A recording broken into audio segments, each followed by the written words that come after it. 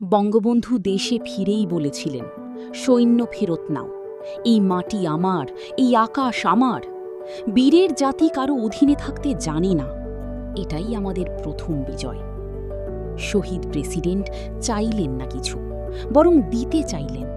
মরুভূমিতে নিম গাছ আর আরবের বুকে আমাদের শ্রমিকের ঘাম। এভাবেই শুরু হলো রেমিট্যান্সের ইতিহাস। একজন মা শিক্ষিত না হলে জাতি এগোয় না। বেগম জিয়ার উপবৃত্তি প্রকল্প আর 10ম শ্রেণী পর্যন্ত অবৈতনিক শিক্ষা আজকের এই আত্মবিশ্বাসী নারীদের মূল ভিত্তি। বিশ্বের যেখানেই অশান্তি, সেখানেই বাংলাদেশের শান্তিরক্ষী।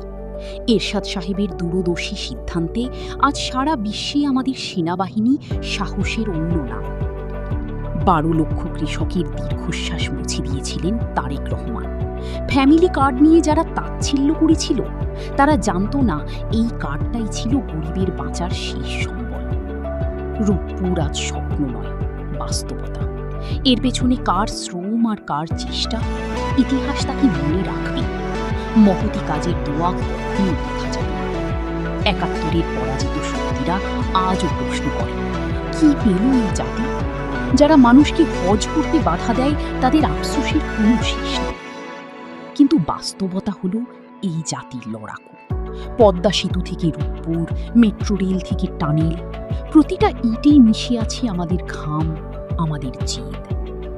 যে বাবা একদিন ছেলেকে পড়াতে জমি বেঁচেছিল, আজ সে ছেলে বিদেশ থেকে ফোন করে বলে, বাবা আর চিন্তা কইর না, এইটাই উন্নয়ন, এইটাই বদলে যাওয়া বাংলাদেশ।